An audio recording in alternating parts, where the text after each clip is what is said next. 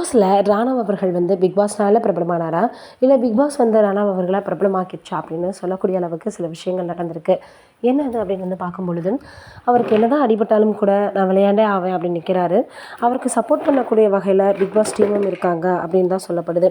ஏன்னா அந்த அளவுக்கு உடம்புக்கு முடியாதவரை ஒரு நாளைக்கு 3 முறை கூட அவங்க ஹாஸ்பிட்டல் கூட்டிகிட்டு போயிட்டு வராங்க.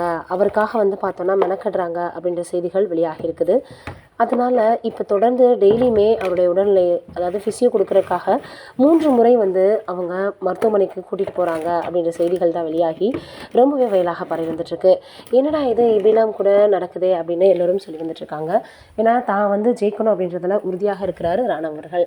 அப்படி இருக்கக்கூடிய சூழ்நிலை அவருக்காக இப்போ மருத்துவமனைக்கு தினந்தோறும் வந்து கூட்டிகிட்டு போயிட்டு வந்துட்டுருக்காங்களாம். இது ஒரு புறம் இருக்க, இன்னொரு புறம் வந்து ராணவ் அவர்கள் முதல்ல ரொம்பவே வந்து ஒரு 8 கல்ல கூட ஒரே நேரத்தில் தூக்கி டாஸ்க்கை வந்து நிறைவேற்றுறதுல ரொம்பவே பிரபலமாக இருந்தார், ரொம்ப வந்து ஆர்வமாக இருந்தார் அப்படின்றது நம்ம எல்லோருக்குமே தெரியும். அதனால் இப்போ ராணா அவர்களை பற்றி தான் சமூக வலைதளங்களில் ரொம்பவே அதிகமாக பேசப்பட்டு வந்துட்டுருக்கு. இது ஒரு புறம் இருக்க, ஜெயம் ரவி அவர்களிடம் வந்து சமீபத்தில் நீங்கள் நடித்ததுலேயே உங்களுக்கு எந்த படம் ரொம்பவே பிடிக்கும் அப்படின்னு கேட்டிருக்காங்க. அதுக்கு ஜெயம் ரவி அவர்கள் என்ன சொல்லியிருக்காரு அப்படின்னா, நிச்சயமாக பேராண்மை திரைப்படத்தை தான் சொல்லுவேன்.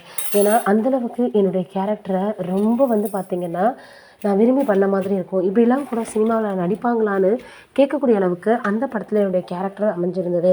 ஏன்னா நான் எப்படியெல்லாம் வந்து சின்ன வயதில் இருந்து வளர்ந்துருப்பேன் அப்படிங்கிறது எல்லாருக்குமே ஓரளவு தெரியும். இப்படி இருக்கிற சூழ்நிலையில் கோமணம் கூட கட்டி நடிக்கக்கூடிய அளவுக்கு அந்த கேரக்டர் வந்து என்னுடைய மனதில் இருந்தது. அதனால தான் இன்னும் நான் ஜெயம் ரவியாகவே வலம் வந்துட்டுருக்கேன்.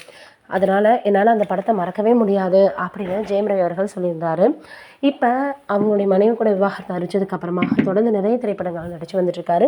இப்படி இருக்கிற சூழ்நிலையில் அவர் இப்படி சொல்லியிருக்கிறது மிகப்பெரிய அளவில் வந்து பார்த்திங்கன்னா அந்த விஷயம் சமூக வலைதளங்களில் வைரலாக பரவி வந்துட்டுருக்கு. அவங்களுடைய ரசிகர்கள் இன்னும் அவங்க நிறைய திரைப்படம் நடிக்கணும்னு அவருக்கு வாழ்த்துக்களை தெரிவித்து வந்துட்டுருக்காங்க. நம்மளுடைய சார்பாகவும் வாழ்த்துக்களை தெரிவிச்சுக்கலாம்.